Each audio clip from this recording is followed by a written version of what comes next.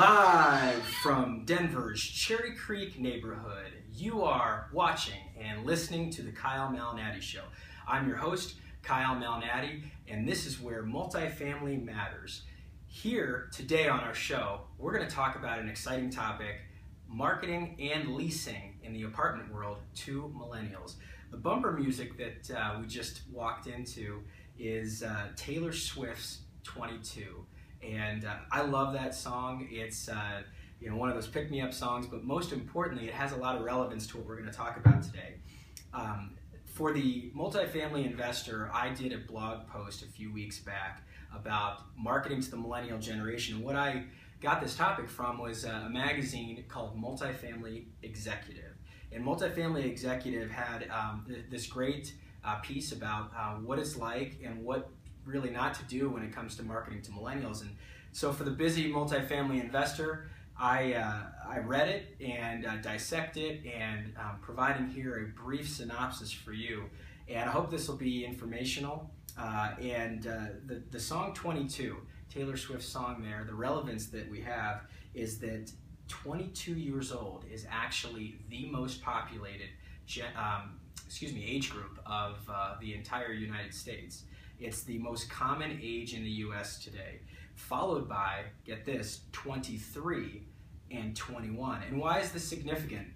It's significant because as an apartment investor, your typical renter is going to be in their 20s to 30s, and that's really obvious. And so what we have is, for the first time, a generational shift in who you're renting your apartment building to. And so it's important to understand that millennials, which are also called Gen Y, are not the same as Gen Xers. First of all, Gen Y, the millennial generation, is much, much larger, millions of people larger, as they're the kids of baby boomers.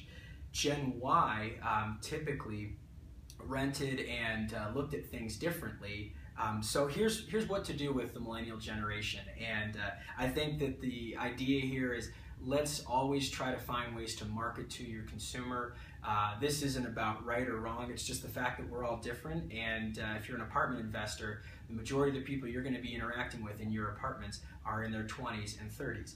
The millennial generation started in 1980. And the idea there is that the millennial generation was coming of age in 2000 at the turn of the millennium.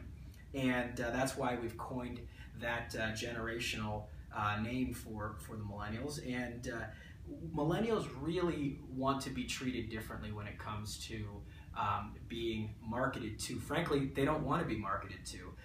The old school approach of marketing was kind of this top-down marketing approach, and millennials want to be involved in a conversation.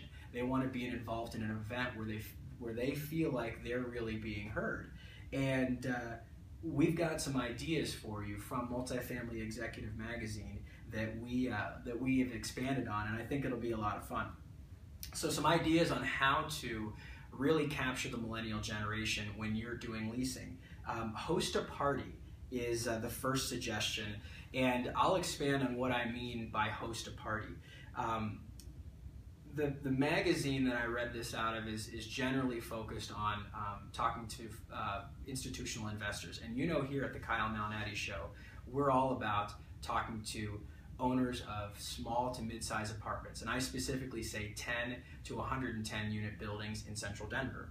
Well, when you host a party, where are you going to do that? You don't have much space in your apartment community, as your building was built very efficiently. Frankly, you may not even look at it as a community. So when you host a party, my suggestion would be what you want to do there is you're turning your tenants into community ambassadors. And the best way to do this is when you have a unit that's going to be becoming vacant for lease.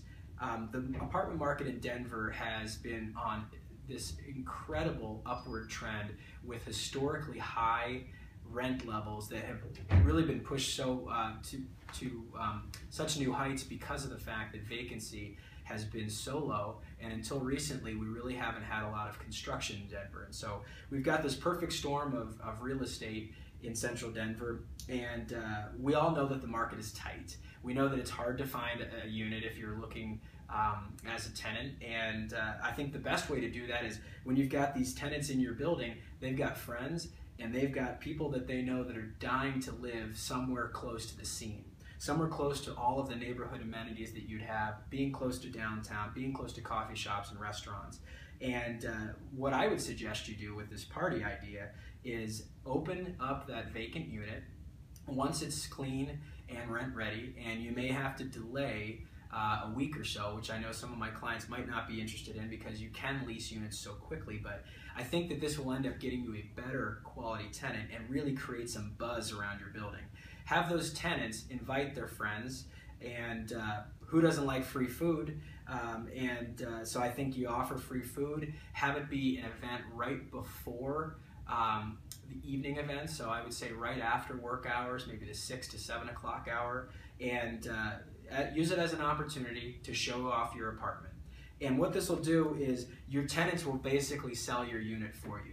They'll sit and talk to their own friends, they'll meet other people, and really just say why they love living in your community. So the work is for you really is just to expose the unit and make sure that everybody understands this is going to be an opportunity to see the unit before it hits the market. So I would say if you do it on a Thursday night, that might be an ideal night, as a lot of people will go out downtown.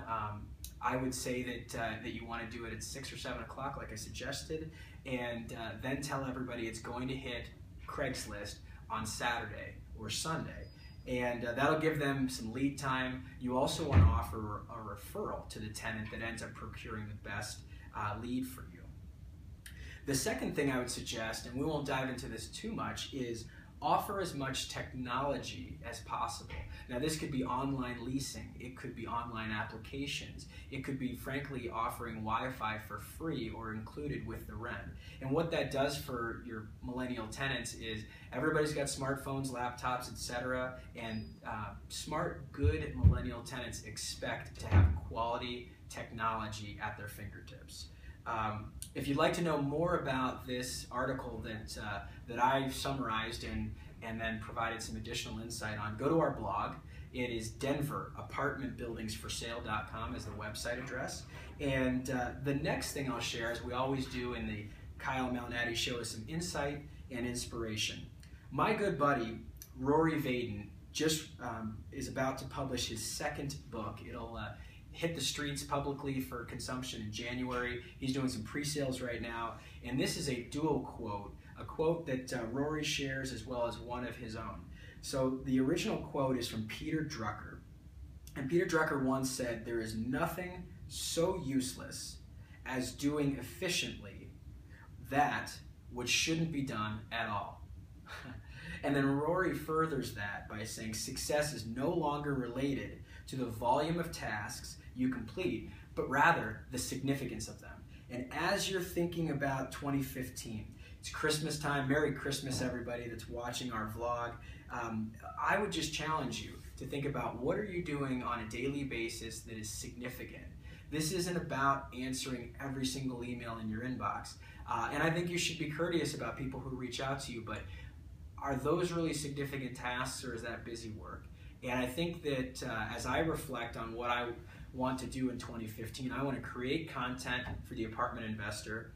I want to interact with people that I know and like, and create a situation where, frankly, I have an impact on the world. And I know that that sounds like a tall order, but the reality for me is people typically don't remember people that don't have an impact, that think about themselves, that are thinking selfishly. And so I would just challenge you on that quote to think about what is significant and what can you be doing. Everybody has a starting off point.